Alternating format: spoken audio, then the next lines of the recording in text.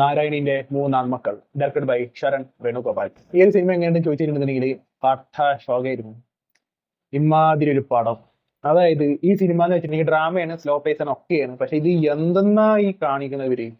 സത്യം പറഞ്ഞിട്ടുണ്ടെങ്കിൽ ഈ ഒരു സിനിമയിലുള്ള രണ്ട് ക്യാരക്ടേഴ്സ്, അതായത് മറ്റേ ഒന്നാമത് പെർഫോമൻസിന്റെ കാര്യം ഞാൻ പറയാം. കിടിലം പെർഫോമൻസിന് എല്ലാവരും, അത് അലൻസിയർ ആയിക്കോട്ടെ, സ്വരാജ് ആയിക്കോട്ടെ, ജോജു ജോർജ് ആയിക്കോട്ടെ, പിന്നെ സ്വരാജിന്റെ ഒരു മോനായിട്ടും അലൻസിയറിന്റെ ഒരു മോളായിട്ടും രണ്ട് ക്യാരക്ടേഴ്സ് അഭിനയിക്കുന്നുണ്ട്. ജോജു ജോർജിന്റെ കല്യാണം കഴിഞ്ഞിട്ട് ഞാൻ മക്കളും ഇല്ല, അങ്ങനത്തെ ക്യാരക്ടറാണ് ജോജു ജോർജിന്റെ. പക്ഷെ ബാക്കി രണ്ടാൾ ഈ മോനുമായിട്ട് അഭിനയിച്ച ഇവര് കിടിലം പെർഫോമൻസിന്. പക്ഷെ ക്യാരക്ടറൈസേഷൻ 5ന്റെ പൈസക്ക് ഉണ്ടെങ്കിൽ അത് ഇവരെ കാണുമ്പോൾ തന്നെ ഇവര് ഈ ക്യാമറ തിരിച്ചിട്ട് അടുത്ത സീനിൽ നിന്നുള്ള രീതിയിലേക്ക് ഇവരെ രണ്ടാളും ഒരു മുഖമാണ് കാണിക്കണമെന്നുണ്ടെങ്കിൽ എന്നാ അടിഞ്ഞങ്ങോട്ട് ഭ്രാന്ത് പിടിക്കും അത് കാണുന്ന സമയത്ത്. കാരണം ഒന്നുമില്ല, ഇവര് എന്തൊക്കെയോ ഇരുന്ന് പറയാം, ഇങ്ങനെ ഇങ്ങനെ ഇങ്ങനെ ഇങ്ങനെ വെച്ചിട്ട്.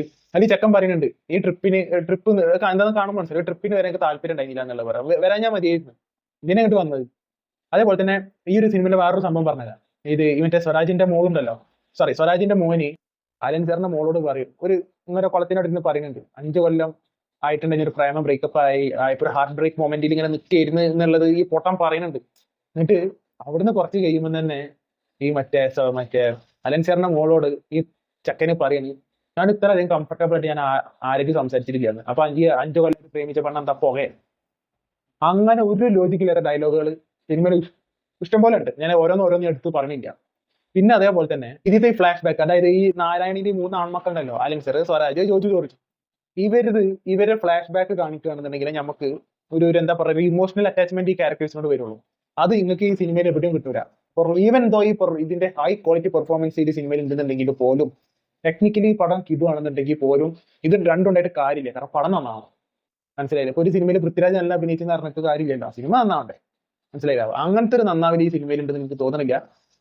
പിന്നെ അതേപോലെ തന്നെ ഇവർ ഈ ഫ്ലാഷ് ബാക്കിനെ പറ്റിയിട്ട് ഇവർ തീരെ ഡീറ്റെയിൽഡ് അല്ല. അതായത് ഇതിലെ സ്വരാജ് ഇതിൽ ഇന്റർകാസ്റ്റ് മാരേജ് ആണ് സ്വരാജിന്റെ.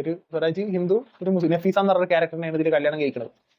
അപ്പൊ ഈ കല്യാണം കഴിച്ച് എന്ന് പറഞ്ഞ സമയത്ത് അലൻസിയറിന്റെ ഭാഗം പറഞ്ഞിട്ട് സ്വരാജിന്റെ ഭാഗം പറയുന്നുണ്ട്. സ്വരാജ് കുറെ കാലം കഴിഞ്ഞിട്ടാണ് ഇങ്ങോട്ട് വരുന്നത്, ഇവരെ വീട്ടിലേക്ക് വരുന്നത്. അപ്പൊ പണ്ട് എന്ത് നടന്നു എന്നുള്ളത് തീരെ ഡീറ്റെയിൽഡ് അല്ല. ആരെ ഭാഗത്താ ശരി, ആരെ ഭാഗത്താ തെറ്റ്. അറ്റ്ലീസ്റ്റ് രണ്ടാളെ ഭാഗത്താണ് ശരി എന്നുണ്ടെങ്കിലും ഓഡിയൻസിന് ഒരാളെ സൈഡ് പിക്ക് ചെയ്യാൻ വേണ്ടിയിട്ടെങ്കിലും ഇതിന്റെ ഒരു ഫാസ്റ്റ് കാണിക്കണ്ടേ.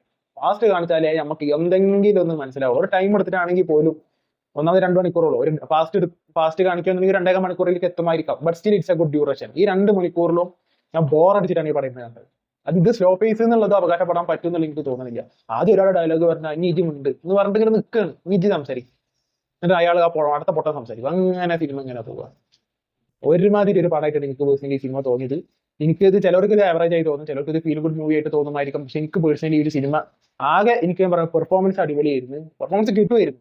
ഈ പറഞ്ഞ എനിക്ക് ഇഷ്ടപ്പെട്ടില്ല. ക്യാമറ ആ ക്യാരക്ടറിന്റെ നേരത്തെ തിരിക്കുമ്പോൾ അവരെ ഈ ഒരു ക്യാരക്ടറിനെ എനിക്ക് ഇഷ്ടപ്പെടാത്ത, പക്ഷെ അവരുടെ പെർഫോമൻസ്, പ്രത്യേകിച്ച് അലൻസിയറിന്റെ മോളായിട്ട് അഭിനയിച്ച പെൺകുട്ടിയൊക്കെ കിഡു പെർഫോമൻസ്. എന്താണോ പറഞ്ഞിട്ടുള്ളത്, ഇത് വളരെ നാച്ചുറൽ ആയിട്ട് എല്ലാവരും, ഇതിൽ കുറച്ച് 5-6 ക്യാരക്ടേഴ്സ് ഉള്ളൂ, അവരടക്കം കിഡു പെർഫോമൻസ് ആയിരുന്നു. അതിനൊന്നും വിട്ടില്ല. ടെക്നിക്കലി ഈ പടം അടിപൊളിയായിരുന്നു. പക്ഷെ ഇവരെ ഈ തർക്കങ്ങൾ, ഇവരെ ഈ വാശിയും വെച്ചിട്ട് മാത്രമേ ഈ സിനിമ പോകണമായിരുന്നു.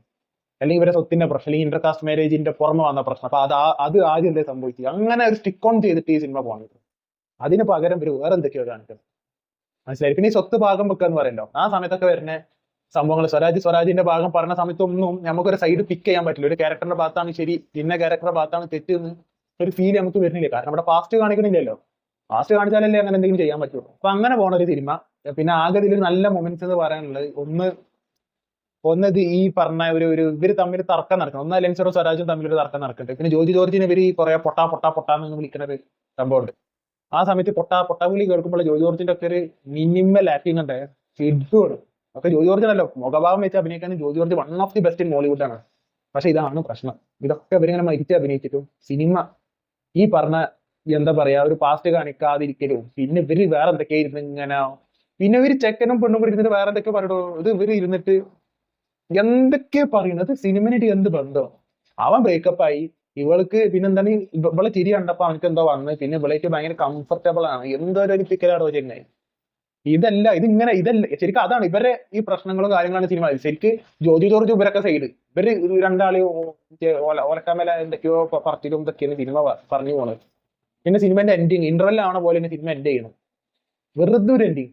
ഇനി മതി എന്ന് പറഞ്ഞാൽ അവർക്ക് തന്നെ ബോറടിച്ച് തോന്നണം, അങ്ങനത്തെ ഒരു എൻഡിങ് മനസ്സിലായി. അപ്പൊ ഈ സിനിമ എന്ന് വെച്ചാൽ ഡ്രാമയാണ് എന്ന് പറയുകയാണെങ്കിൽ പോലും ഈ പടം എന്ന് വെച്ചിട്ടുണ്ടെങ്കിൽ ഇതേ സ്ക്രീൻ പ്ലേ ബോയിലെ ടെക്നിക്കലി തന്നെ ഇതേ ആക്ടേഴ്സ്, പക്ഷെ അവരെ ഈ സ്വത്ത് ഭാഗം വെക്കുമ്പോൾ വരുന്ന പ്രശ്നങ്ങൾ എല്ലാന്നുണ്ടെന്നുണ്ടെങ്കിൽ അങ്ങനത്തെ എന്തെങ്കിലും അല്ലാന്നുണ്ടെങ്കിൽ ഇന്റർകാസ്റ്റ് മാരേജിന്റെ പുറമെ കുടുംബത്തിൽ പണ്ട് വന്ന പ്രശ്നങ്ങൾ അത് ഫ്ലാഷ് ബാക്കിൽ കാണിക്കും, അങ്ങനെ ഈ സിനിമ പോണായിരുന്നു. അല്ലാതെ ഇതൊന്നും കാണിക്കാതെ ഇവര് രണ്ടാളും ഒലിപ്പിക്കല് കണ്ടിരിക്കാൻ എന്താ എന്തിന്. പിന്നെ ഇവര് ഈ 3 ആൺമക്കൾ തമ്മിൽ തർക്കങ്ങളും ഒരു കുറച്ച് സീരിയസ് ആയിട്ടുള്ള കുറച്ച് വർത്താനങ്ങളൊക്കെ വരുമ്പോൾ ഉള്ള ആക്ടിംഗ് ഒക്കെ കിടുവാണ്. ആ സമയത്തൊക്കെ നല്ല എൻഗേജിങ് ആയിരുന്നു. പക്ഷെ കുറച്ചുള്ളൂ, 1-2 മിനിറ്റ് ഉള്ളൂ അതൊക്കെ. It's not enough. ആ എൻഗേജിങ് തോന്നി കഴിഞ്ഞിട്ടുണ്ടെങ്കിൽ അവിടെ അങ്ങനെ പിടിച്ചിരുത്തണം. അത് ഈ സിനിമയിൽ എവിടെ ഇല്ല. പിന്നെ പേഴ്സണലി സിനിമ പിടിച്ചിരുത്താൻ മാത്രമല്ല, പിടിച്ചിരുത്തില്ല എന്നുള്ളതല്ല, ഈ സിനിമ എനിക്ക് നല്ല ബോറടി ആയിരുന്നു. യെസ് ദർ ആർ കുറച്ച് ഈ ആക്ടിങ് അല്ലാന്നുണ്ടെങ്കിൽ ടെക്നിക്കലി ഈ സിനിമ കിടുവായോണ്ട് ആ ഭാഗങ്ങളൊക്കെ അടിപൊളിയായിട്ട് തോന്നി. അതായത് ഇവരെ പെർഫോം ചെയ്യേണ്ട സമയത്ത് വരുന്ന ജോർജിന്റെ പെർഫോമൻസ്, അങ്ങനത്തെ ചില മൈന്യൂട്ട് ആയിട്ടുള്ള ഗുഡ് മൊമെന്റ്സ് ഈ സിനിമ എനിക്ക് പേഴ്സണലി തന്നിട്ടുള്ളൂ. അതല്ലാതെ സിനിമയിൽ ഒന്നുമില്ല, കാര്യമായിട്ട് ഒന്നുമില്ല എന്നല്ലോ, ഒന്നും ഇല്ലാത്തൊരു പടം. എനിക്ക് പേഴ്സണലി സിനിമ തീരെ ഇഷ്ടമായില്ല. നിങ്ങൾ സിനിമ കണ്ടിട്ടുള്ള ആൾക്കാരാണെന്നുണ്ടെങ്കിൽ കമന്റ് ബോക്സിൽ അഭിപ്രായം പങ്കുവെക്കുക. Signing out.